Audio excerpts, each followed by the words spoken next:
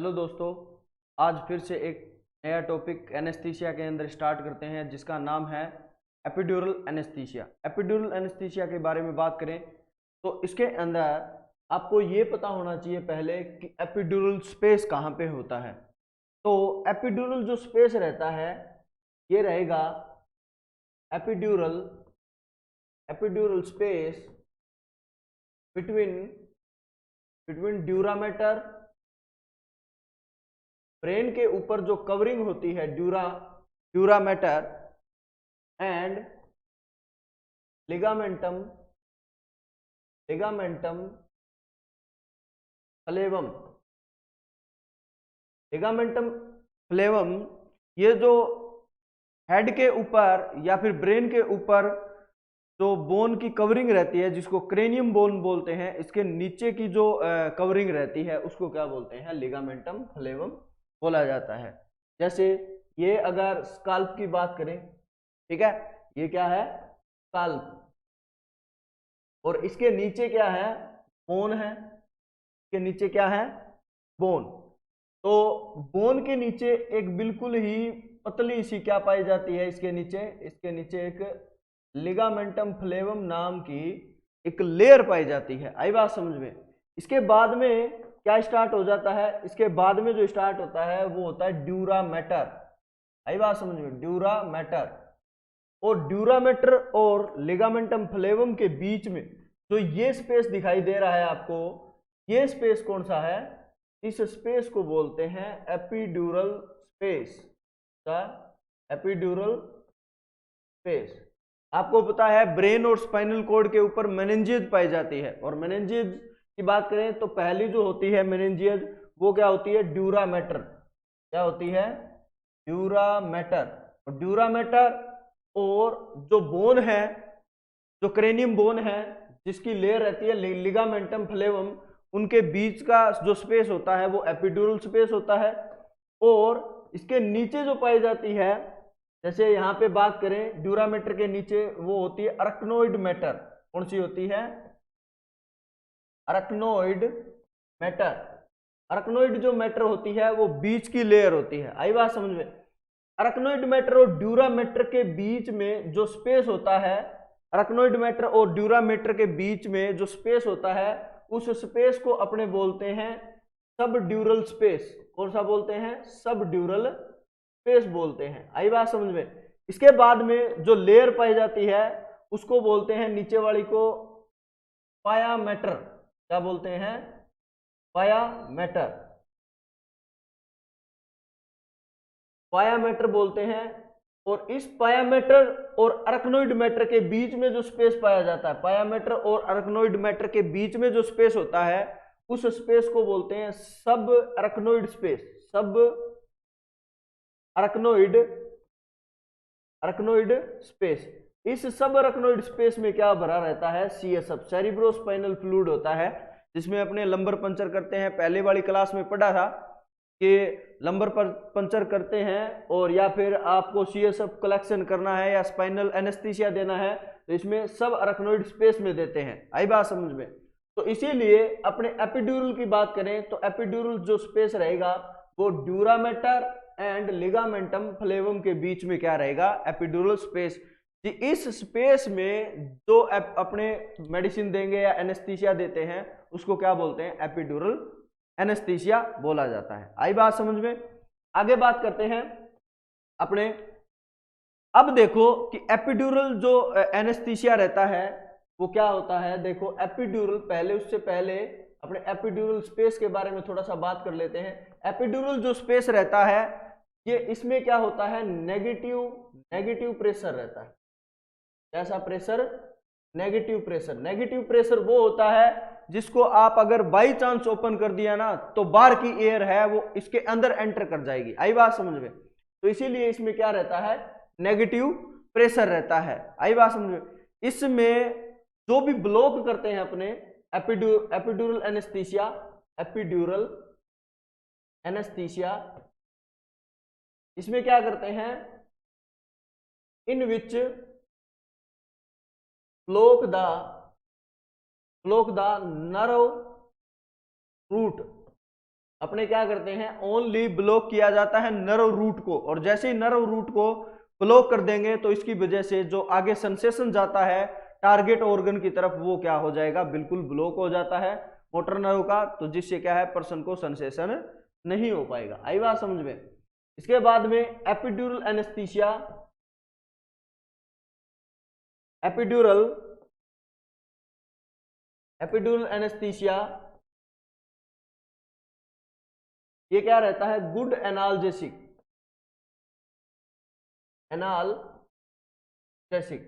ये क्या रहता है, गुड एनाल्जेसिक रहता है। आई बात समझ में। इसके साथ साथ में post operatively mostly use, post operative and painless labour, जो अपने यूज करते हैं वो गुड ये एनाल्जेसिया होता है, बहुत अच्छा एनाल्जेसिक होता है, और पोस्ट ऑपरेटिवली यूज करते हैं मोस्टली, और पेनलेस लेबर के लिए, लेबर को अगर पेनलेस बनाना है तो इसके लिए भी कौन सा एनेस्थीसिया यूज करते हैं, ये एपिड्यूरल एनेस्थीसिया। आई बात समझे, एपिड्यूरल एनेस्थीसिया को यूज किया जाता है। आई बात समझे। इसके बाद में अगर बात करें टाइप की, इसके कितने टाइप है, टाइप्स की, तो सबसे पहले देखो cervical epidural anaesthesia, cervical epidural anaesthesia. जो सर्वाइकल एपिड्यूरल एनेस्थीसिया होता है ये मोस्टली किस कहां पे देते हैं, C7 पे देते हैं। C7 का मीनिंग है कि यहाँ पे सर्वाइकल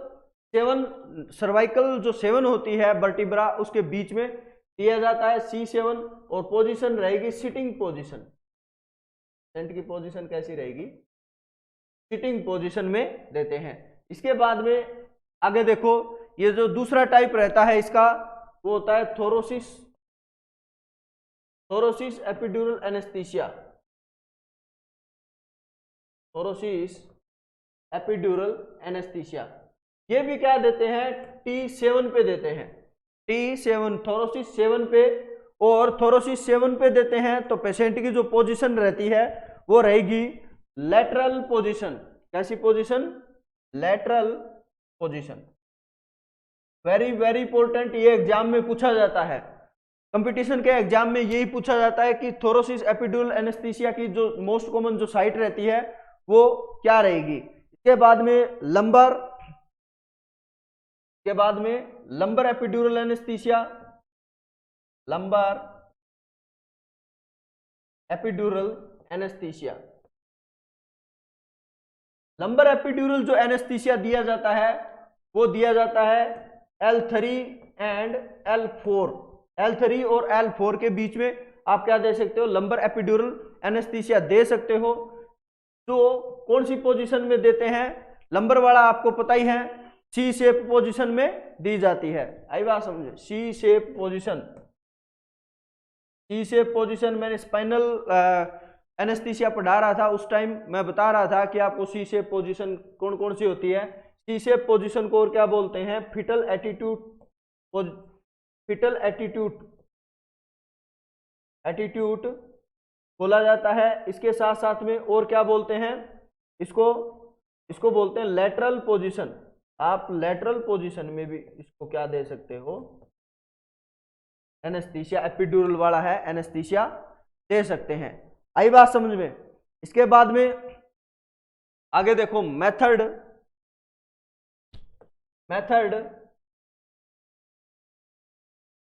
आइडेंटिफाई एपिड्यूरल एनेस्थीसिया। ऐसे कौन से मेथड होते हैं जिससे क्या है आप आइडेंटिफाई कर सकते हो एपिड्यूरल एनेस्थीसिया को। तो इसके अंदर सबसे पहले देखो लॉस ऑफ रेजिस्टेंस, पहला देखो लॉस ऑफ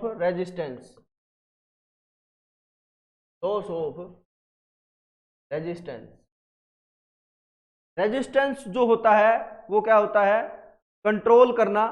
तो जो लॉस ऑफ रेजिस्टेंस होता है इसके अंदर क्या करेंगे, जैसे ही अपने निडल इंसर्ट करेंगे एपिड्यूरल स्पेस के अंदर, एपिड्यूरल स्पेस, तो इसके अंदर क्या होगा, पर्सन को, जैसे ही आपको पता है एपिड्यूरल एनेस्थीसिया के अंदर क्या होता है, नेगेटिव प्रेशर रहता है, इसकी वजह से एपिड्यूरल जो स्पेस रहता है इसके अंदर क्या हो जाएगा, लॉस ऑफ रेजिस्टेंस। आपको ज्यादा फोर्सफुल मतलब फोर्स लगाने की कोई जरूरत नहीं है, not use in force,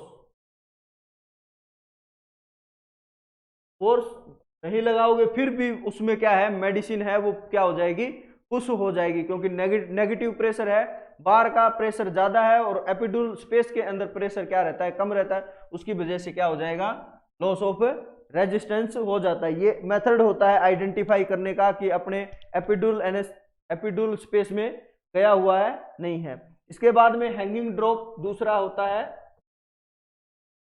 hanging drop. Hanging drop की बात करें तो इसके अंदर जैसे ही अपने निडल इंसर्ट करते हैं, needle insert in the epidural space, epidural space में जैसे ही निडल इंसर्ट करेंगे, इसकी वजह से आप निडल के बैक साइड, जो निडल होती है उसके बैक साइड आप कोई भी पानी की या फिर कोई मेडिसिन की ड्रॉप लेके आते हैं तो वो ड्रॉप क्या हो जाएगी, बिल्कुल जैसे ही नेगेटिव प्रेशर की वजह से अंदर चली जाती है। तो नेगेटिव जो प्रेशर रहता है, नेगेटिव प्रेशर रहेगा एपिड्यूरल स्पेस के अंदर, वो क्या जाए, अपने आप क्या जाएगी, पुश हो जाएगी अंदर, क्या हो जाएगी, अपने आप पुश हो जाती है।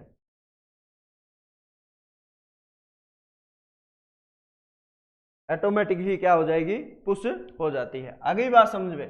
तो ये क्या रहता है, दो मेथड रहते हैं आइडेंटिफाई करने के लिए एपिड्यूरल एनेस्थीसिया को, loss of resistance of hanging drop.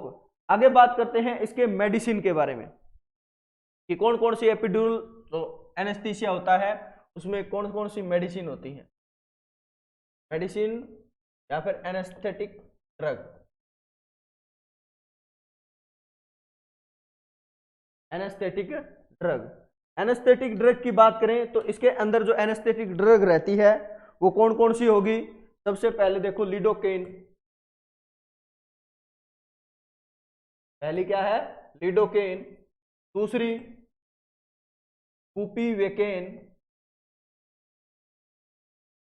बुपिवेकेन, lidocaine और रूपिवेकेन।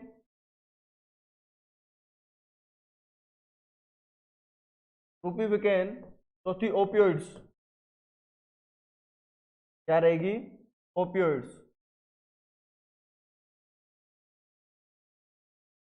ये जो मेडिसिन होती हैं या ये जो एनेस्थीसिया रहता है वो कौन सा रहेगा, ये एपिड्यूरल एनेस्थीसिया के अंदर आता है। लिडोकेन, बुपिवेकेन, रूपिवेकेन और ओपियोइड्स। रूपिवेकेन और बुपिवेकेन वो भी क्या होती हैं, ये भी पहले बताया था स्पाइनल जो एनेस्थीसिया होता है उसमें भी क्या कर सकते हैं, इसको यूज कर सकते हैं। इसके बाद में अपने बात करेंगे सबसे पहले लिडोकेन के बारे में कि लिडोकेन क्या होता है। लिडोकेन, लिडोकेन जो एपिड्यूरल एनेस्थीसिया है ये क्या करती है, block the nerve root at site, site पे जहां पे जिस भी साइट पे सर्वाइकल पे दे रहे हो या फिर थोरोसिस पे दे रहे हो या फिर इसके अंदर लंबर के अंदर दे रहे हो, वहां पे जो नर्व रूट रहती है वो क्या हो जाएगी, वो क्या करती है, ये ब्लॉक कर देती है। आई बात समझ में। इसके साथ साथ में क्या रहेगा, आगे देखो ब्लॉकेज असेसमेंट। आपको कैसे पता चलेगा कि ये ब्लॉकेज हो गया है। ब्लॉकेज असेसमेंट में टू टाइप के क्या आते हैं, साइन आते हैं। पहला जो साइन रहेगा वो रहेगा वाट्सपाल साइन। क्या रहता है, वाट्सपाल साइन। एग्जाम में पूछे जाने वाला very very important question, Westphal sign. Westphal sign के अंदर क्या होगा, इसके अंदर होता है absent of knee jerk reflex, absent of knee jerk reflex. Patient का जो नी जर्क रिफ्लेक्स चेक करोगे तो ये इसमें क्या हो जाएगा, बिल्कुल ही एब्सेंट हो जाता है। अपने क्या करते हैं, नी जॉइंट के ऊपर एक परकशन हैमर आता है, उसको क्या करते हैं, टेप करके देखते हैं। ऐसे टेप करके देखेंगे तो इसकी वजह से नॉर्मली पर्सन में अगर आप टेप कर रहे हो ना, तो जो लेग है वो क्या करेगा, थोड़ा थोड़ा क्या करेगा, रिफ्लेक्स क्रिएट करता है। ठीक है, वो होता है नी जर्क रिफ्लेक्स होता है। लेकिन इसके अंदर क्या होगा, जैसे ही एपिड्यूरल एनेस्थीसिया दिया तो वो क्या हो जाएगा, वाटरफॉल साइन आ जाएगा। मतलब इसका मीनिंग है कि वो जो हैंड है परक्यूशन नंबर से जैसे ही टेप करके देखोगे उसके जॉइंट के ऊपर, तो वो क्या होगा, कभी भी मूवमेंट नहीं करेगा। इसका मीनिंग है जो आपका एपिड्यूरल एनेस्थीसिया है वो क्या कर रहा है, काम कर रहा है। इसके बाद में देखो सेकंड वाला, ये जो होता है Durand sign. Durand sign, Durand sign के अंदर क्या करेंगे, मोस्टली ड्यूरान साइन अबनॉर्मलिटी में या हाई रैपिड आप अगर मेडिसिन दे दी है तो उसकी वजह से आता है। तो लिखो high rapid infusion of anaesthesia that produce in patient. Patient के अंदर क्या प्रोड्यूस हो जाता है, increase respiration rate, increase respiration rate. Patient की रेस्पिरेशन रेट है वो क्या हो जाएगी, एकदम से इंक्रीज हो जाती है। उसको क्या बोलेंगे, उसको बोलते हैं अपने ड्यूरान साइन। रेस्पिरेशन रेट के साथ साथ में और क्या बढ़ जाती है, डेप्थ भी बढ़ जाती है। पेशेंट है वो क्या लेगा, लंबी लंबी सांस लेगा और रेस्पिरेशन रेट भी बढ़ जाएगी।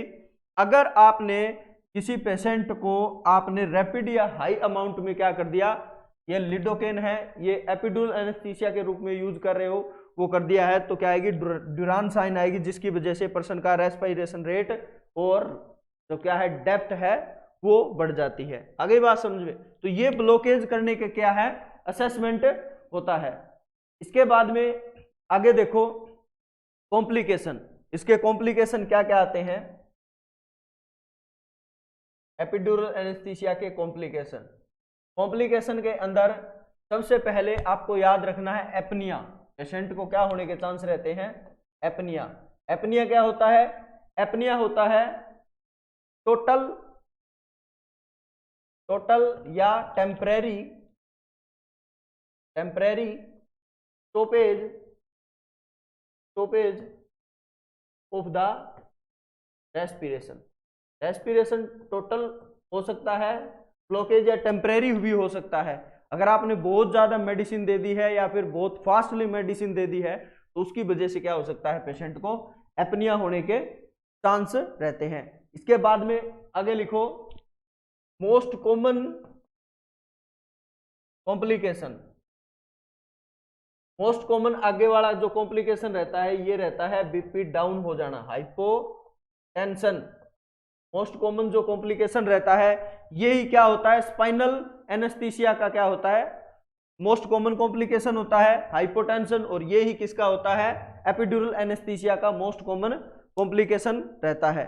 इसके बाद में आगे बात करते हैं टोटल स्पाइनल। यही कॉम्प्लिकेशन के अंदर है, पहला एपनिया, दूसरा हाइपोटेंशन, तीसरा जो होगा वो होगा total spinal.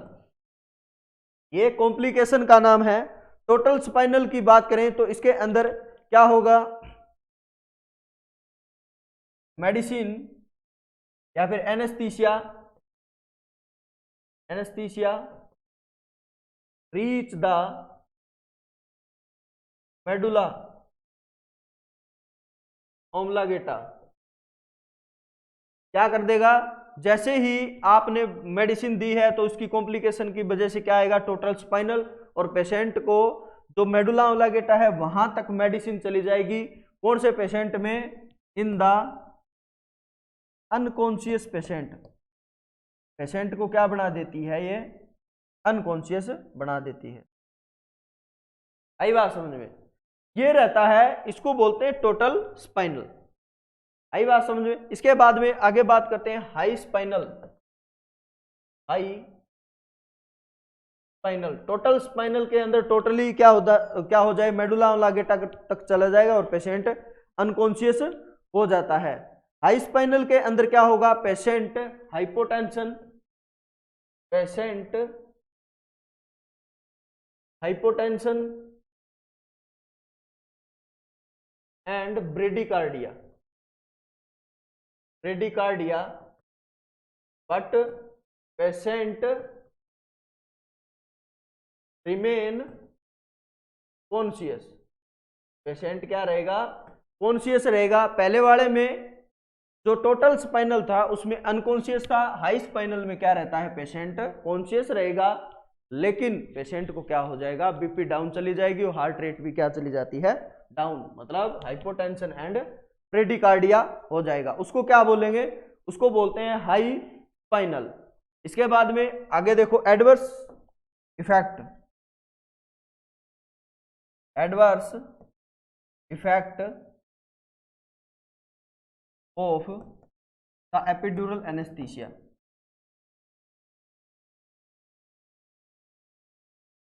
Most common adverse जो इफेक्ट रहता है, मोस्ट कॉमन एडवर्स इफेक्ट,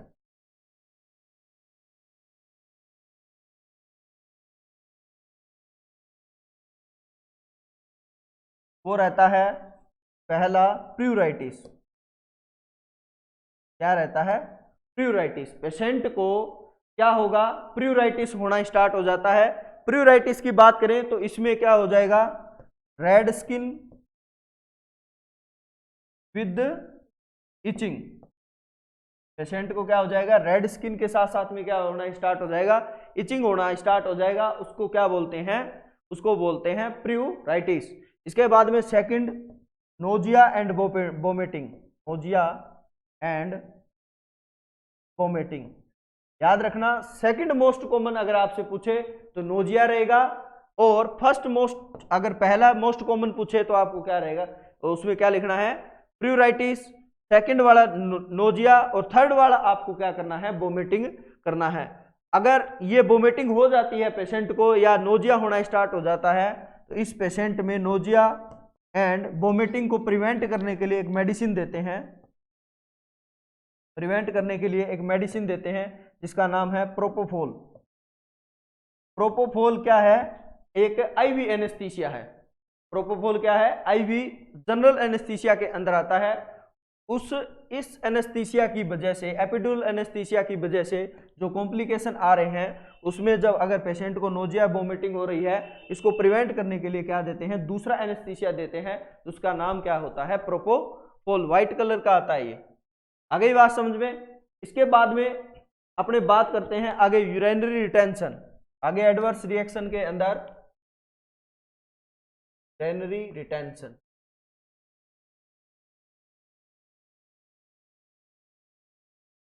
आगे और क्या होने के चांस रहते हैं, यूरिनरी रिटेंशन हो सकता है रेस्पिरेटरी डिस्ट्रेस,